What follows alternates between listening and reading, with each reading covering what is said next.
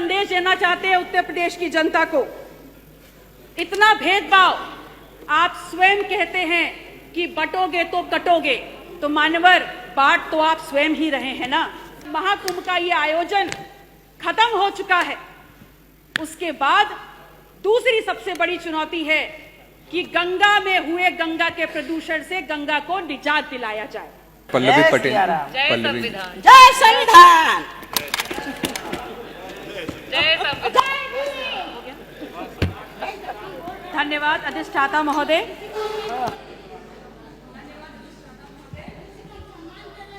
जहां तक इस मेगा बजट का सवाल है और इस मेगा बजट के आकार का सवाल है, तो ये बहुत ही आकर्षक है। निसंदेह इसमें बड़ी बड़ी योजनाओं का उल्लेख है। मिलियन ट्रिलियन इकोनॉमी की बात हम कर रहे हैं, तो एक बात तो स्पष्ट हो जाती है कि आप सब माननीय प्रधानमंत्री नरेंद्र मोदी जी से जरूर इंस्पायर हैं कि अगर झूठ भी बोलो तो विजन बड़ा होना चाहिए। ये सरकार आकंठ भ्रष्टाचार में डूबी हुई है, इसलिए सबसे पहले भ्रष्टाचार की लड़ाई पे भारतीय जनता पार्टी की क्या नीति है, ये इस सदन में भारतीय जनता पार्टी की सरकार स्पष्ट करे। और ये बात मैं इसलिए बोल रही हूं क्योंकि समाज का चाहे कोई भी अंग हो, चाहे विकास का कोई भी आयाम हो, लेकिन भ्रष्टाचार एक ऐसा दीमक है जो साथ रहते रहते धीमे धीमे पूरे समाज को खा करके खोखला करने का काम करता है।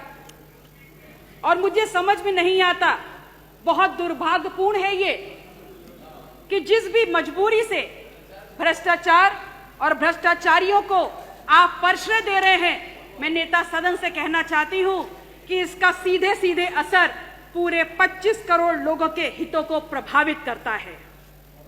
खुलेआम मैंने ये मुद्दा इस सदन में उठाया, तमाम साक्ष्य, तमाम प्रपत्रों के साथ। अपराधिक शिक्षा विभाग के कर्मचारी भी चिल्ला चिल्ला कर कह रहे थे, लेकिन आप उस पर कार्रवाई नहीं करेंगे, आप उस पर बात नहीं करेंगे, और अगर सवाल पूछो तो नेता सदन क्रोधित हो जाते हैं। ठीक है, हम अपना दल बहुत छोटा दल है, लेकिन ये मुद्दा ऐसा भी नहीं है कि आपके डर से हम चुप हो जाएं। क्या ये भ्रष्टाचार नहीं है कि जहां तमाम धार्मिक स्थलों के लिए आप पैसे का आवंटन कर रहे हैं, वहां भगवान महावीर के 24 तीर्थंकरों के लिए, बौद्ध स्थलों के लिए, नानक देव के तमाम गुरुद्वारों के लिए, कबीर की किसी बैठकी के लिए आपने पैसे का आवंटन नहीं किया है। मान्यवर मुझे बोलने दीजिए, उसके बाद बोलिए। No please don't disturb in between, don't disturb in between, no don't disturb in between, you have no right, absolutely no right. आप अपने मौके पे बोलिएगा, मैं बोल लूं उसके बाद बोलिएगा, बोलने मैं बोल लूं उसके चलिए बाद ठीक है विजय जी, मैं बोलूं उसके बाद बोलिएगा। बोलिए I might have many objections to what you said, but I didn't raise down my voice. Pallavi ji बोलिए। आप बोलिए अपनी बात। आप बोलिए अपनी बात। मान्यवर, आप क्या संदेश देना चाहते हैं उत्तर प्रदेश की जनता को? इतना भेदभाव आप स्वयं कहते हैं कि बटोगे तो कटोगे, तो मान्यवर बांट तो आप स्वयं ही रहे हैं ना। महाकुंभ का एक आयोजन हुआ जो हम सभी के लिए, चाहे सत्ता पक्ष के लोग हों चाहे विपक्ष के लोग हों, बड़ा ही गौरव देने वाला विषय है। और स्वयं सरकार ने आगे बढ़ करके इसमें व्यवस्थाओं करने की जिम्मेदारी ली थी, और ये एक बहुत बड़ी चुनौती भी थी जिसमें सरकार पूर्णतः विफल हुई। और अब जब महाकुंभ का ये आयोजन खत्म हो चुका है, उसके बाद दूसरी सबसे बड़ी चुनौती है कि गंगा में हुए गंगा के प्रदूषण से गंगा को निजात दिलाया जाए। हम आपसे कहना चाहते हैं कि गंगा भारत का प्राण है, गंगा भारत की विभिन्न संस्कृतियों का आधार और भारत की आध्यात्मिक यात्रा का साक्षी है। यह दुर्भाग्य है हम उन सभी लोगों के लिए जो गंगा को आज इस परिस्थिति में देख रहे हैं।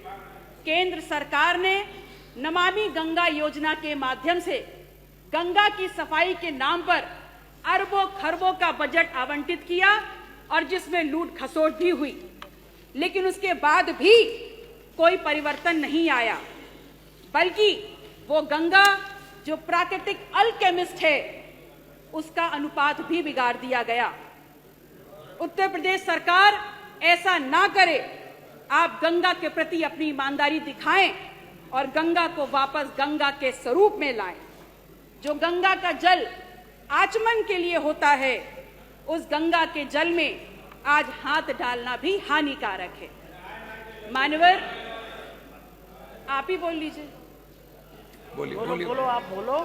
बोलने दीजिए भाई। भारत अर्थात इंडिया एक कृषि प्रधान देश है और महत्वपूर्ण तथ्य यह है मान्यवर कि उत्तर प्रदेश जैसे विशाल और कृषि प्रधान राज्य में जहां जनसंख्या का 2/3 से भी ज्यादा हिस्सा खेती से जुड़ा हुआ है, आज वही किसान परेशान है खाद DAP के लिए, वही परेशान है आज बीज ना मिलने से, आवारा पशुओं के आतंक से परेशान है, तो रात दिन बढ़ते कर्ज से परेशान है, मजबूर है खेती छोड़ने के लिए और अंततः आत्महत्या करने के लिए। मैं पूछती हूं सरकार से, मैं पूछती हूं सत्ता पक्ष से कि क्या संवेदनाएं हैं आपकी, क्या नीति है आपकी किसान और खेत से जुड़े हुए इन खेतों की और खेत से जुड़े हुए इन किसानों की सुरक्षा के प्रति। इस प्रदेश में युवाओं की क्या स्थितियां हैं, क्या परिस्थितियां हैं, ये किसी से छुपी नहीं है। हम ये जानते हैं कि 69,000 शिक्षक भर्ती का जो मुद्दा रहा, उसमें संवैधानिक दर्जा प्राप्त आयोग ने भी कहा कि 6800 छात्र छात्राओं के प्रति गलत हुआ है, जिसको आप सिरे से नकार रहे हैं। तो फिर एक बात का जवाब दीजिए कि इको गार्डन में जो 6800 बैठे हैं, वो वहां पर क्यों बैठे हैं, इसका जवाब सदन आपसे मांगता है। शिक्षा के प्रति आप कितने गंभीर हैं, ये बात इसी बात से प्रदर्शित हो जाती है कि कैसे आपने लगभग 27,000 परिषदीय स्कूलों पर ताला लगाने का सोच लिया और वहीं दूसरी तरफ प्राइवेट स्कूलों की फीस वृद्धि पर आपका कोई नियंत्रण नहीं है। इस प्रदेश का छात्र हो या इस प्रदेश का युवा हो, बहुत बेहतर तरीके से ये समझ चुका है कि सरकार हमारे मुद्दे पे संवेदनहीन है और उदासीन है, क्योंकि अगर यही मुद्दा गुजराती गैंग से जुड़ा हुआ होता तो पूरी की पूरी सरकार शीर्षासन करने लग गई होती। आप कहते हैं कि विपक्ष ने 1 डिस्ट्रिक्ट 1 माफिया दिया। पल्लवी जी, समय हो जस्ट गया। 30 सेकंड सर। मान्यवर, यह बात भी स्वीकार कर ले कि आज इस वक्त प्रदेश का सबसे बड़ा आर्थिक माफिया आपकी सरकार का हिस्सा है, तो इस पर भी जवाब दे दीजिए। जब भी किसी भी समस्या पर बात करो माननीय सरकार, तो सरकार कहती है, मसलन यदि आप इनसे पूछ लें कि बिजली इतनी महंगी क्यों, तो बोल देते हैं हमारे हाथ में नहीं। आप इनसे बोल दीजिए कि कैंसर रिसर्च इंस्टीट्यूट दे दो, तो बोलते जरूरत नहीं। आप इनसे बोलिए महंगाई बेरोजगारी कहां जा रही है, तो बोलते हैं कांग्रेस समाजवादी पार्टी छोड़ गई। और बाकी किसी और समस्या पे बात करो तो बोल देते हैं नेहरू गांधी माया मुलायम छोड़ गए। मैं आपसे कहती हूं, आज कोई ऐसा वर्ग नहीं है, चाहे गरीब हो, चाहे युवा हो, चाहे अन्नदाता हो, चाहे नारी हो, जो सरकार की नीतियों का विरोध ना कर रही हो, लेकिन आप उस पर गंभीरता से विचार नहीं कर रहे। इसलिए विचार नहीं कर रहे क्योंकि सत्ता ही आपका सिद्धांत है। इसलिए अंत में अपनी बात को कहते हुए कि आपसे निवेदन है, फर्जी आंकड़ों की इस लिखित बाजीगरी को आप वापस लें और एक बार फिर से देखिए कि बजट का सही स्वरूप क्या है, क्या मांग है जनता की, क्या चाहती है। अपने क्षेत्र से जुड़े हुए तमाम बिंदुओं को मान्यवर मैं लिखित रूप से टेबल कर रही हूं और मैं चाहती हूं उन मांगों को भी बजट में समावेश किया जाए। बहुत बहुत आभार। नमो बुद्धाय। जय संविधान, जय अपना दल।